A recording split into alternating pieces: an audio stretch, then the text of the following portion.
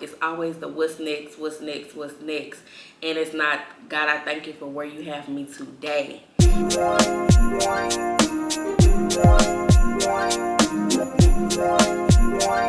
What's up, my loves? Welcome back to my channel. If you're new here, I'm Tanika. Make sure you hit the subscribe button and come join the journey with us. So I wanted to do a video on my biggest takeaways from 2023 because, girl, 2023 almost took me out of here. Took me out of here. I got me some water here because if y'all can tell, I'm a little hoarse. I'm trying to come down with something, but I still wanted to get the content out, so I got me some water here. I probably should have fixed me some tea, but we're here now. I kind of just wanted to give an overview on how this year was for me, and I want y'all to leave down in the comments how 2023 was for you. And let's just see what this year was giving overall. To me, I feel like it was the year of survival. Like, year of survival. And I have my phone here if y'all see me looking at some of my notes because I don't want to get the rambling.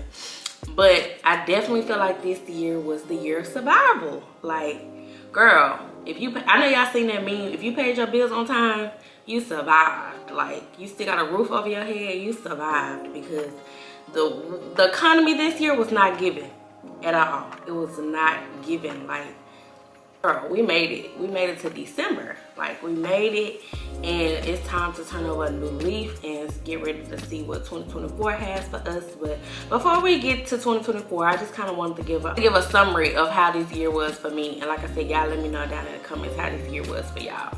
So 2023 overall for me was, like I said, I felt like the year of survival. Between economy, losing someone close to me, and just dealing with hardships, obstacle after obstacle after obstacle, and I made it.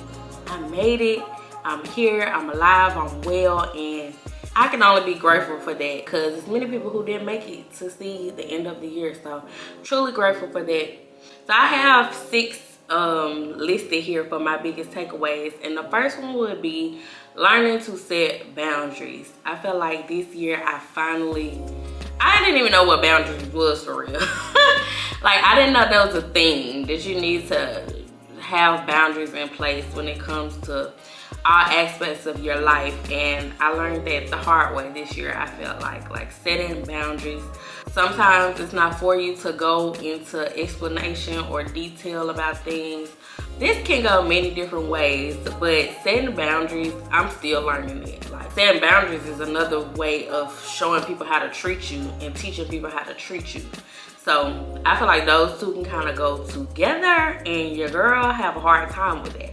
But I'm learning and I'm getting better at it, and it's been bringing me peace learning how to set boundaries. So that's definitely one that is a big takeaway for me for this year. My second thing would be to have the tough conversation. Have tough conversations. Be okay having tough conversations, because you usually can come out on the other side of things if you learn to have those tough conversations with your loved ones, people in your life. And I'm just not a talkative person. I've always been more of a shut down type of person. If something is bothering me or I feel some type of way about something, I will just crawl into my shell and just be to myself. Usually is how it would be. But I've been learning to have those tough conversations, and usually you can come to some type of common ground. You have those tough conversations, at least you know at the end of the day that you did your part and you did all that you could. And that's something that I'm still learning. Like I said, that's another thing that I'm still learning.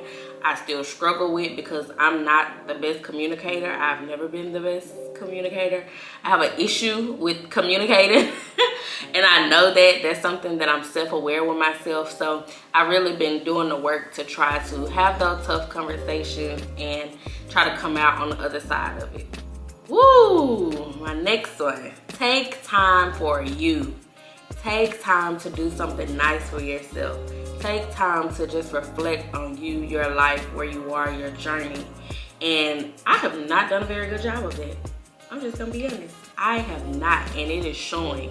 At the end of the year, it is showing its hand that I have not done a great job of just fueling myself and pouring back into myself, and that is very important. So I definitely learned that you gotta take time for yourself. You can't pour from an empty cup, so you have to be able to set time aside to just do something that fills you up.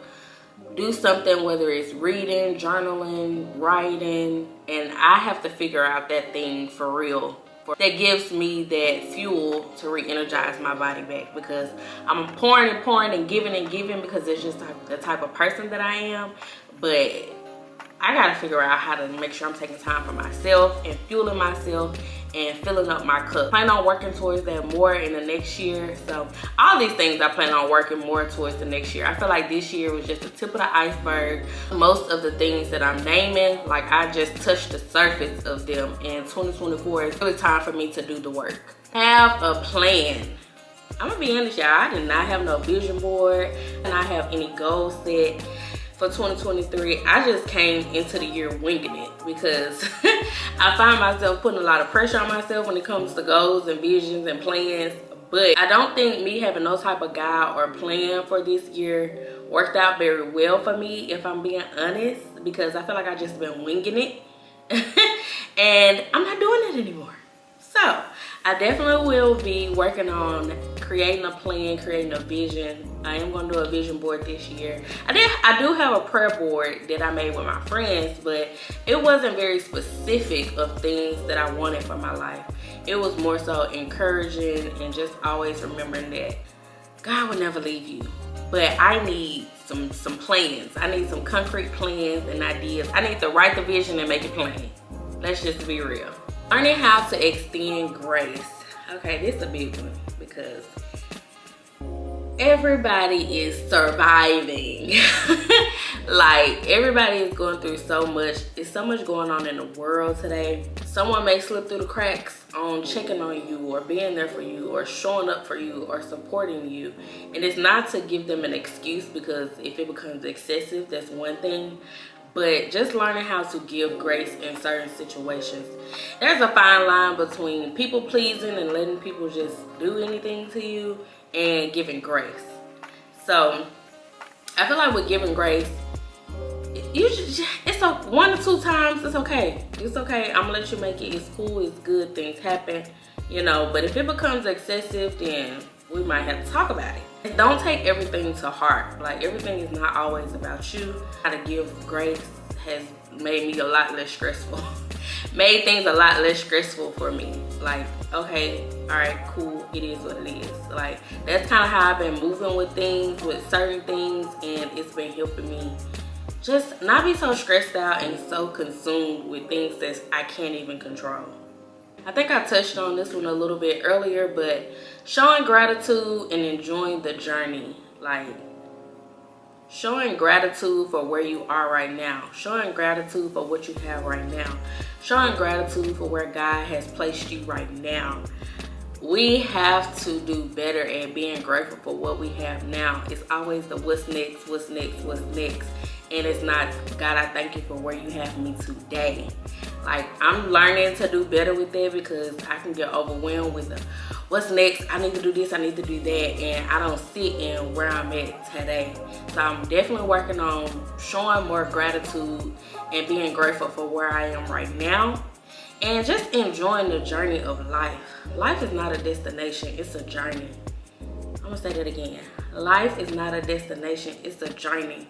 And we have to learn how, I feel like millennials call us the microwave generation, because we want it quick.